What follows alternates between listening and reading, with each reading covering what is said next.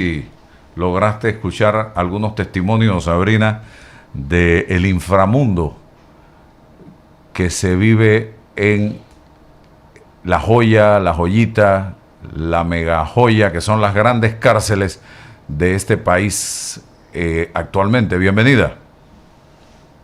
Álvaro, sí logré escuchar un tema sumamente complejo y ahora hay una situación urgente que amerita que hayan responsables, porque no se puede pensar que haya habido una fuga masiva sin que haya habido algún tipo de colaboración, complicidad y lo que me ha llamado la atención desde que esto ocurrió es la falta de claridad, de rendición de cuentas y la ausencia completa del presidente José Raúl Mulino en el tema. Y del ministro de O sea, Seguridad.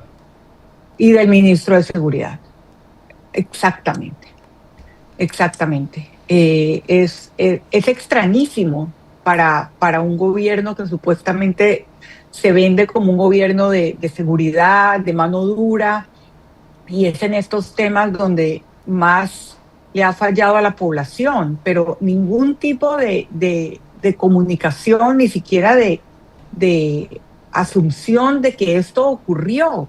Y el hecho es sumamente grave, sumamente grave. Yo vi el tema de la reyerta, de los 3 muertos, de los 195 evadidos en medios internacionales. Esto no puede bajarse el volumen a la gravedad. Y yo me preguntaba esta mañana porque todavía no termino de entender la importancia de ese video que el presidente Mulino grabó en Grecia sobre la mina, de una auditoría que todavía no conocemos. Cómo el presidente José Raúl Mulino tiene el tiempo, la presencia de mente, y alguien le dice, le sugiere que grabe en Grecia, tiene ya una semana fuera del país, un video sobre la mina y que no diga absolutamente nada sobre lo ocurrido en La Joyita. A mí me parece alucinante, Álvaro. No, y no tiene una semana de estar en Grecia, Sabrina. Mire la glosa que publica hoy el diario La Prensa en tal cual. Dice Dolce Vita. Mientras los privados de libertad probablemente planeaban cómo fugarse, el presidente Mulino pasaba un fin de semana con todo incluido en Roma. El pasado viernes, nuestro avión presidencial, nuestro, porque lo pagamos nosotros con nuestros impuestos, el HP-1A, partió del aeropuerto Panamá Pacífico, luego de una parada en Saint John, en Canadá. El avión aterrizó en Roma el sábado a mediodía. Allí permaneció hasta las 11 de la mañana del lunes, cuando finalmente se marchó a Grecia, y todavía no ha dicho ni esta boca es mía respecto al tema de la joyita. Canadá, Roma y Grecia. ¿Qué le parece? Con nuestros recursos, con los recursos del Estado panameño, y tampoco tenemos claridad de quiénes iban dentro de ese avión. Así es, Álvaro. Ese fue el tema de mi columna esta semana, porque el presidente no tiene 24 meses en el gobierno todavía, tiene 23 meses, todavía nos puede colar un viaje más y ya ha hecho 24 viajes. Y además de la cantidad de viajes, que obviamente es importante, es lo largo de los viajes. Imagínate que para una feria sectorial del sector marítimo en Grecia, él se toma toda una semana sin claridad en su itinerario y en la agenda. Presidencia manda un listado de los acompañantes y yo me doy cuenta que en el listado no están los hijos, a pesar de que una fuente los vio en Grecia. Entonces, en ese momento, como yo estaba escribiendo sobre los viajes, le escribí a la secretaria de Comunicación del Estado, Astrid Salazar, y me dijo, no, el hijo viajó por su cuenta, no viajó en el avión presidencial. Esa fue la respuesta que ella me dio. La pregunta es, ¿cuándo nos van a presentar a los ciudadanos la lista completa, no solamente de acompañantes, sino también de gastos? Porque ese fin de semana en Italia lo pagamos todos los contribuyentes, asumo yo, y toda la semana en Grecia, siendo el presidente José Raúl Mulino el único mandatario, el único gobernante extranjero en estar en una feria que corresponde al sector marítimo, teniendo él, como lo dije yo en mi columna, un pasado como abogado del sector marítimo, y no es el primer viaje que hace ligado, digamos, a sus antiguas actividades, no sabemos que los hijos continúan en el tema relacionado a eso. También estuvo en Japón, también los hijos han aparecido en otros viajes, como se le vio en Davos, y nunca hay claridad, ni rendición, ni transparencia de cuentas. No sé si tú recuerdas, yo no recuerdo algún recuento exacto de qué resultado ha traído un viaje y cuánto le costó a los contribuyentes el viaje, porque el presidente se comprometió a eso. Él dijo el 2 de enero pasado que él no necesitaba ser presidente para poder viajar, que él viajaba bastante y tenía muy buen nombre en su vida antes de ser presidente como abogado, y que él se comprometía a que los costos del viaje los iba a multiplicar en beneficios para los panameños. Yo no sé, Álvaro, si tú has visto esa multiplicación de beneficios para los panameños de cada viaje. Todavía, pero yo no creo, todavía no. Todavía, Sabrina, no he visto que se haya instalado una fonda en este país producto de esos 24 viajes. Una fonda en Panamá. Yo quisiera que se nos hiciera el jueves a los panameños, y lo digo porque no va a pasar, un recuento de todas las inversiones que se han generado en Panamá a raíz de cada uno de estos 24 viajes, de todos los empleos que se han generado en Panamá producto de estos 24 viajes del presidente José Raúl Mulino.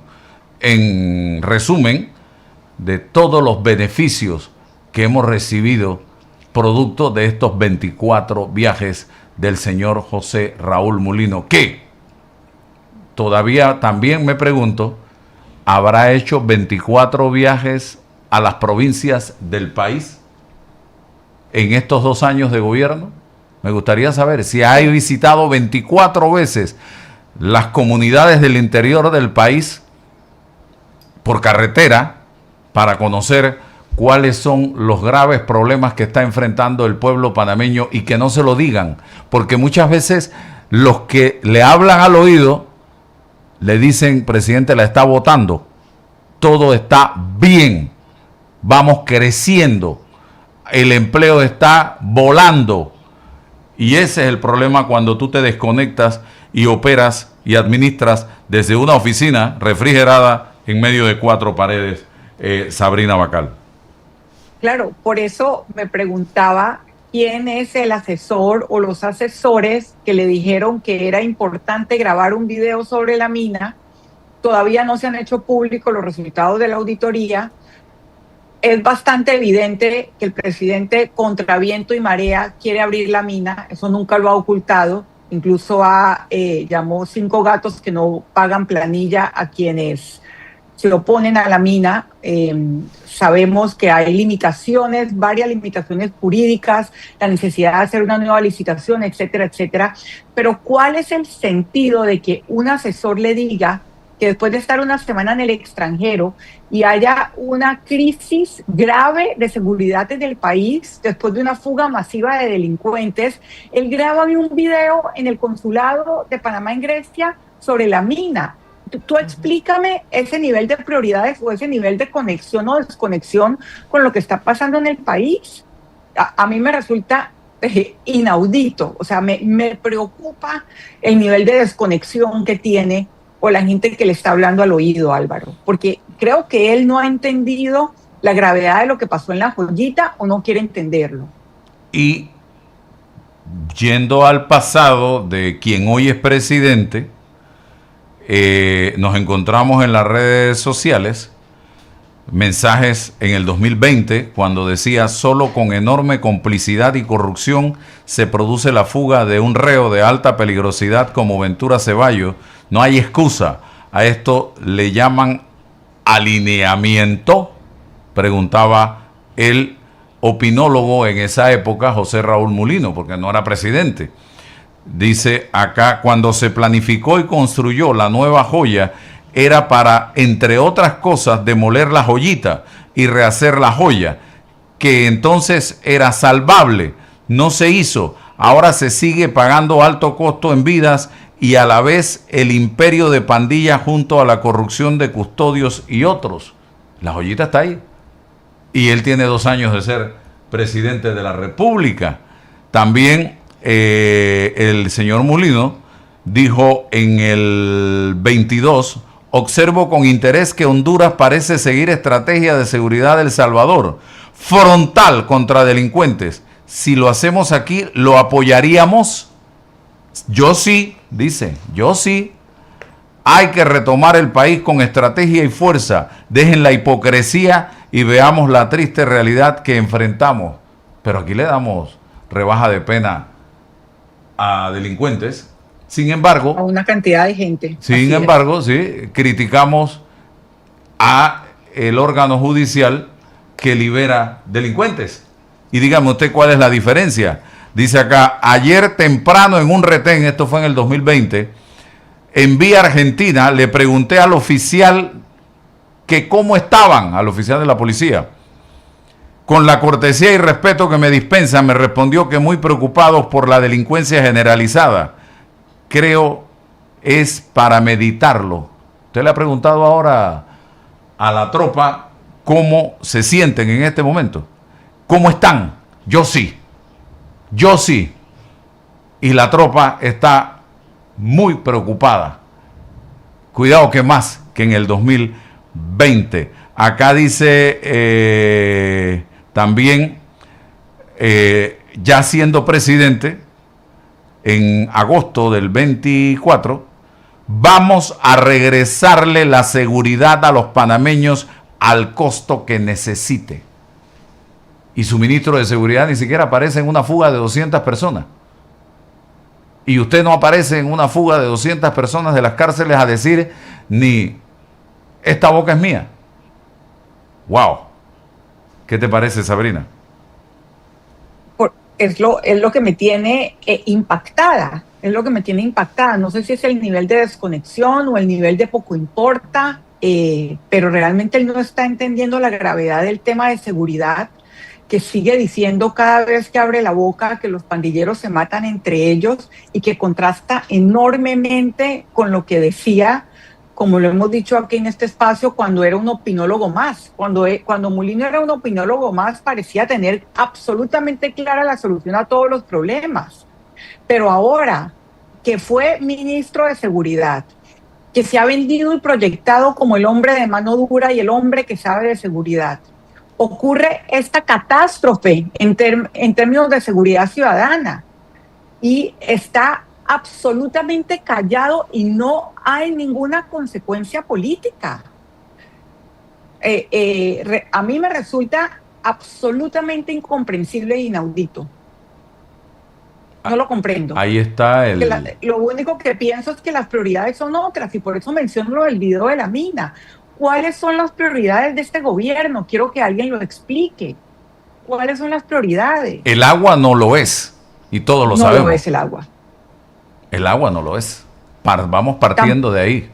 Tampoco la seguridad, porque pues, los pandilleros se matan entre ellos. La educación, mucho menos, porque nuestra ministra de Educación está concentrada en ver cómo resuelve el problema de la UNACHI o cómo lo empeora, y las escuelas y la educación por el piso.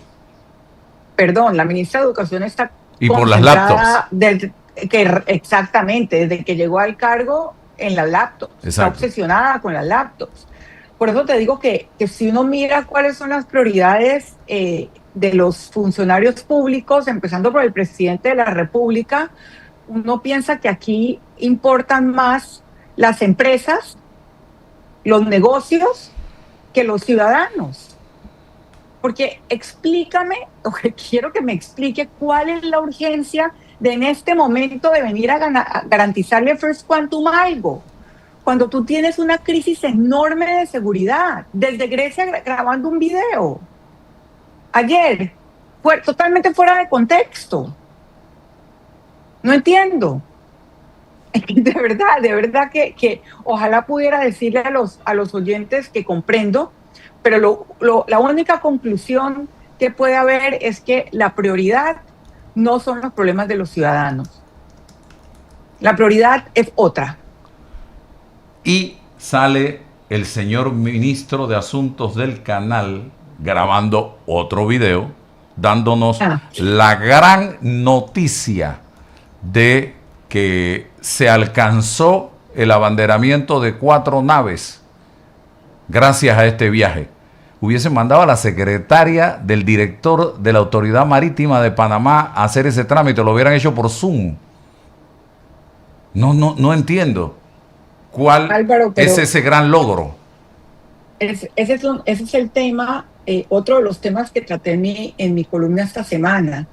El tema del abanderamiento de naves en Panamá, la prioridad debería ser recuperar la credibilidad de la bandera panameña. No debería ser garantizarle a ciertas firmas de abogados el abanderamiento de naves. Y por eso yo mencionaba que los hijos se dedican a eso, que José Raúl Mulino se dedicaba a eso, y las redes estallaron con ese video del ministro del canal que yo no entiendo. Yo lo consideraba más, digamos, con una visión más amplia de las prioridades del país. No entiendo cómo él se prestó para grabar ese video hablando de 4 barcos, como si fuera un gran logro. En los últimos años hay 650 embarcaciones panameñas que han sido sancionadas por transportar petróleo iraní, ruso o venezolano. Entre ellas, por ejemplo, embarcaciones que tienen que ver con el petróleo que, según medios internacionales y según la OFAC, enviaba el señor Ramón Carretero de Venezuela a Cuba. Y en cambio estos señores siguen haciendo negocios en Panamá como si nada hubiese pasado. ¿No le parece que eso es más importante para recuperar la credibilidad de Panamá? Y no irse una delegación faraónica a una feria marítima y pasar más de una semana fuera del país diciendo que abanderaron 4 barcos, es completamente fuera de mi comprensión. Y para mí lo que revela no es positivo. Increíble el escenario que estamos viviendo en Panamá, y es por eso que en todas las encuestas, publicadas y no publicadas, la expectativa de los panameños sobre el futuro del país es bastante, pero bastante pesimista, Sabrina, y negativa, porque no están viendo un avance en absolutamente nada. Yo no sé si tú percibes lo mismo. Sí, hay encuestas publicadas que muestran ese pesimismo, que muestran la mala situación económica de muchísimos panameños y que muestran que la evaluación del gobierno, de la gestión de gobierno, es bajísima. Yo no sé si esas encuestas él las lee, las ignora, pero definitivamente el país no va por buen camino. Y el presidente no parece tomar recibo de esas señales, porque yo lo siento, repito, y al gobierno en su conjunto no conectado con las prioridades de los panameños. Definitivamente que es así, y la Asamblea Nacional, por otro lado, Sabrina, este 1 de julio, marcando el inicio del 3er año de gobierno, que a juicio de los expertos analistas políticos debiera ser un año trascendental, un año importantísimo, donde se marca el antes y el después. Está por definir quién será el próximo presidente de este órgano del Estado. ¿Cómo ves ese escenario allá adentro, Sabrina? El país tiene muchísimos temas muy complejos por delante. Está el tema de la mina, está el tema de Río Indio, está el tema de que viene un fenómeno del niño muy importante, más todos los problemas de servicios públicos que, si bien no empezaron con este gobierno, algunos de ellos, como el agua, se han venido agravando. Entonces, veo muy complicado el escenario nacional. Está el tema también de los constantes apagones, agua, basura, y el tema de seguridad, que cada vez está peor. Y la verdad que lo que queremos, o lo que pienso del papel que debería jugar la Asamblea, es un papel de contrapeso. Durante el periodo anterior de la Asamblea hubo diputados, especialmente de la bancada Vamos, algunos diputados de la bancada Vamos, que jugaron un papel importante, ya sea en la crisis de los albergues, ya sea en el gasto desmesurado de recursos del Estado, en el hecho de que la Ley General de Presupuesto es una ficción, porque terminan haciendo traspasos, sobre todo al presupuesto de la Asamblea, algo que ha denunciado muchas veces la diputada Yanín Prado. Yo esperaría que ese sea el tipo de papel, independientemente de quién sea el presidente del órgano, que juegue la Asamblea en su conjunto. También esperaría a que se aclaren un poquito digamos, el papel que está jugando cada una de las bancadas, porque cada vez es más notorio, digamos, el impulso que tiene y que siempre ha tenido el gobierno de tener una planadora legislativa para pasar lo que sea, y yo espero que algunas bancadas y algunos diputados sigan siendo fieles a sus principios y al papel para el cual los eligieron los ciudadanos, los votantes. Acá me dice, antes de eso, ¿cómo ves la situación de Vamos? Me preocupa que este 1 de julio, si no hay una fusión del grupo, quede al descubierto la fractura en el caso de que se dé una línea de apoyar o no apoyar. ¿Qué piensas tú al respecto? ¿Puede ser peligroso? Sí. Ok, yo he escrito sobre el tema antes y hemos conversado sobre el tema. Hay una fractura en Vamos, independientemente de que sea evidente en una votación de junta directiva de la Asamblea. La ha habido en leyes importantes, ha habido un grupo de diputados que ha ido en contra de la línea de la bancada para favorecer al Ejecutivo. Creo que en este punto a mí me parece más importante la congruencia de la bancada y su efectividad que cuán numerosa sea, porque es la bancada más numerosa de la Asamblea, pero para cualquier observador medianamente que sigue el día a día, pues sí hay una fractura muy, muy marcada entre algunos diputados que critican, pero con el voto apoyan al gobierno. Y lo vimos cuando yo escribí la última columna sobre el tema, fue con la aprobación de la ley de presupuesto. Entonces, yo entiendo que para la bancada sea una prioridad conservar y seguir siendo la bancada más numerosa, pero ya en este punto me pregunto si no sería mejor ser la bancada más coherente, que se queden los que están dispuestos a jugar el papel para el cual fueron electos, y de esa manera hacer oposición, porque si algo no ha tenido el gobierno de José Raúl Mulino es oposición, y si algo hemos visto son medios grandes, electrónicos, plegados a la narrativa del gobierno. Lo hemos comentado en otro momento, las fuerzas sindicales presionadas. O sea, hemos visto un ambiente de mucho temor, y que no es una percepción subjetiva, Álvaro. Ya el estudio que hizo el CIEPS y el Fórum de Periodistas lo mostraba. Cada vez es más difícil hacer periodismo independiente en el país. Cada vez hay más gente que tiene miedo de hablar. Entonces, a mí sí me parece que ya en este punto para la bancada Vamos sería más importante porque ya tiene mucho tiempo arrastrando esta división, esta grieta que hay allí. Entonces, creo que sería más importante mostrar congruencia que continuar siendo una bancada numerosa y seguir teniendo digamos, esas peleas internas sobre quiénes son.